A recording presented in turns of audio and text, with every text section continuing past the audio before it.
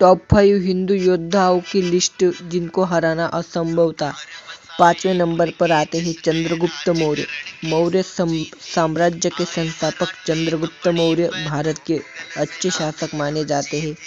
उन्होंने बहुत सालों तक भारत पर शासन किया और पूरे भारत को एक अखंड भारत में निर्माण किया। चंद्रगुप्त मौर्य ने अपना शासनकाल कश्मीर से लेकर दक्षिण तक, पूर्व से लेकर पश्चिम तक, अफगानिस्तान तक फैलाया था। भारत देश के अलावा चंद्रगुप्त मौर्य आसपास के क्षेत्रों पर भी शासन करा करते थे। चंद्रगुप्त मौर्य के बचपन के बारे में ज़्यादा जानकारी नहीं है। कहा जाता है कि वो बहुत तेज बुद्धिमानी थे और सच्चे शासक की पूरी गुणवत्ता थी। चाणक्य ने पहचानी और उन्हें राजनीति और सामाजिक शिक्षा दी। चंद्रगुप्त मौर्य ने सेल्यूकस निकेटर को भी हराया था और उसके बेटी से शादी की थी। हिमालय के पर्वता के साथ मिलकर धनानंद पर आक्रमण करके धनानंद को गद्दी से निकाल दिया था। चंद्रगुप्त मौर्य ने पूर्वी एशिया से भी अपना साम्राज्य फैलाया था। निकेटर ने हार के बाद अपनी बेटी की शादी चंद्रगुप्त से कर दी थी और 500 हाथी चंद्रगुप्त ने उन्हें उपहार के रूप में दिए थे। चंद्रगुप्त मौर्य आगे जाके जैन धर्म की ओर झुकाव उनका था।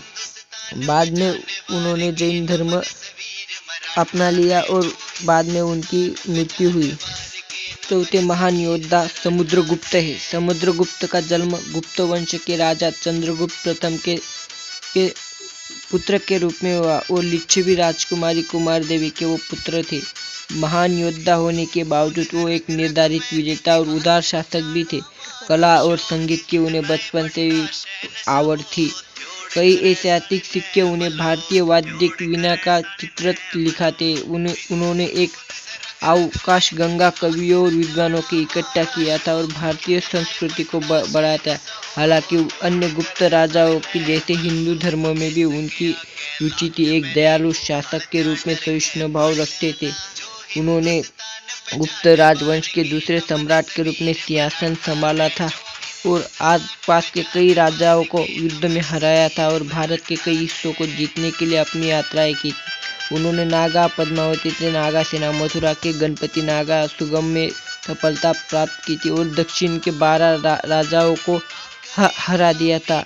उनमें से एक असली राजनेता बन गए थे। उत्तर में प्रचलित दिग्विजय के खिलाफ धर्म विजय की उन्होंने नीति अपनाई थी और वो एक बहुत ही अच्छे और शासनकारी थे। उन्हें भारत का नेपोलियन बोनापार्ट भी कहा जाता है। वो अपने जीवन काल में एक भी युद्ध नहीं हारे थे। ऐसे महान थे समुद्रगुप्त। तीसरे शक्तिशाली हिंदू योद्धा थे कृष्णदेवराय। कृष्णदेवराय ने 1509 के आसपास बीदर के सुल्तान मोहम्मद शाह को अदोनी के पास युद्ध में हराया था और विद्रोही सामंतों को धूल चटाई थी। गोवा में भारत के पुर्तगाली प्रभुत्व स्थापन करने में अपनी भूमिका निभाई और पुर्तगालियों को अच्छा दोस्त भी बनाया। उन्होंने बाद में इब्राहिम आदिल खान को हराकर रायचूर पर अपना कब्जा कर लिया। उन्होंने गुलबर्गा किले पर भी अपना अभियान निकाला और गुलबर्गा पर कब्जा किया। कृष्णदेवराय ने उड़ीसा के शक्तिशाली राजा गजपति प्रताप रुद्र को करीब 4 बार युद्धों में हरा दिया था और उनको संधि करने के लिए विवश किया और उनकी बेटी के साथ अपनी शादी की थी। कृष्णदेवराय ने गोलकुंडा के सुल्तान अली कुली कुतुब शाह को भी युद्ध में हरा दिया था। कृष्णदेवराय के पास 10 लाख की बहुत बड़ी सेना थी। कृष्णदेवराय एक बेहद बुद्धिमान और प्रभावशाली राजा थे जिनके शासनकाल में विजयनगर एक संपूर्ण और समृद्ध राज्य बना। कृष्णदेवराय जी ने अपने साम्राज्य के सभी लोगों को समान अधिकार दिए। उनके साथ नागरिक की शिक्षा, स्वास्थ्य, अन्य सेवाओं का भी ध्यान रखा। कला साहित्य में उनकी काफी रुचि थी। उन्होंने राज्य में तेलुगु, कन्नड़, संस्कृत इत्यादि भाषाओं को उन्होंने संरक्षण दिया था। दूसरे महान हिंदू योद्धा पेशवा बाजीराव थे। पेशवा बाजीराव ने 20 साल की कम उम्र में पेशवा की जिम्मेदारी संभाली थी। उन्होंने निजाम को सर्वप्रथम पालखेड़ के युद्ध में हराया था क्योंकि निजाम ने छत्रपति शाहू का वर्चस्व मानने से इनकार किया था। उसके बाद उन्होंने मालवा यानी आज के मध्य प्रदेश में विजयी अभियान की शुरुआत की थी, जिसमें उनका साथ राणोजी शिंदे, मल्हारराव होलकर, उदाजी पवार, तुकोजीराव पवार, जीवाजीराव पवार इन्होंने दी।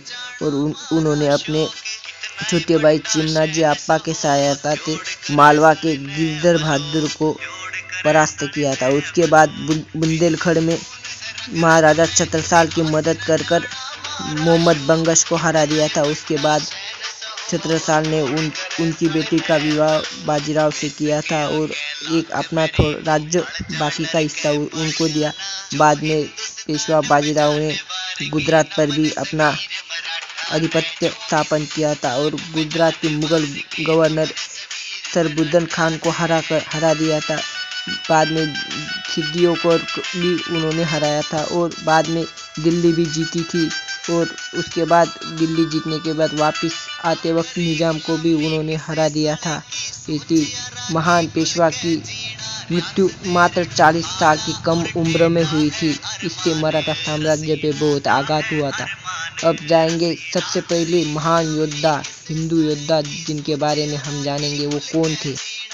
एक नंबर के हिंदू योद्धा है शिवाजी महाराज। शिवाजी महाराज ने सर्वप्रथम अफजल खान को युद्ध में परास्त किया था और वो अफजल खान बहुत ही निर्दयी था और उन्होंने कई हिंदू मंदिरें तोड़े थे। इसीलिए छत्रपति शिवाजी महाराज को मिलने आया था और उसने दगा करके शिवाजी महाराज को मारने की कोशिश की।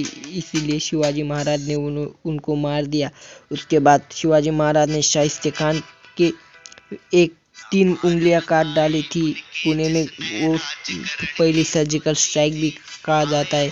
उसके बाद शिवाजी महाराज ने बड़े बड़े योद्धाओं को हराया था। उसमें हर पठान, सिद्दी इन सब का शामिल होते हैं और उन्होंने अपना राज्य अभिषेक किया था, जिससे वो हिंदुओं के राजा के रूप में प्रस्थापित हो गए थे। उसके बाद शिवाजी महाराज ने दक्षिण दिग्विजय किया था। उसमें दक्षिण दिग्विजय में शिवाजी महाराज ने विजयनगर साम्राज्य के बहुत बड़े एरिया में अपना प्रभुत्व जमाया था। उन्होंने जिंदी, वेल्लोर ऐसे मजबूत किले जीते थे। शिवाजी महाराज ने आदिल शाही, कुतुब शाही, मुगल शाही, सूरत, जंजीरा के सिद्दी, अंग्रेज ऐसे बहुत सारे लोग साम्राज्यों को हराया था और छत्रपति शिवाजी महाराज एक नंबर की महान हिंदू योद्धा थे। ऐसे थी 5 योद्धाओं की लिस्ट। अगर आप और लिस्ट चाहेंगे तो कमेंट बॉक्स में कमेंट कीजिए और ऐसे ही अच्छे वीडियो देखने के लिए मेरे चैनल को सब्सक्राइब कीजिए। और जय हिंद दोस्तों।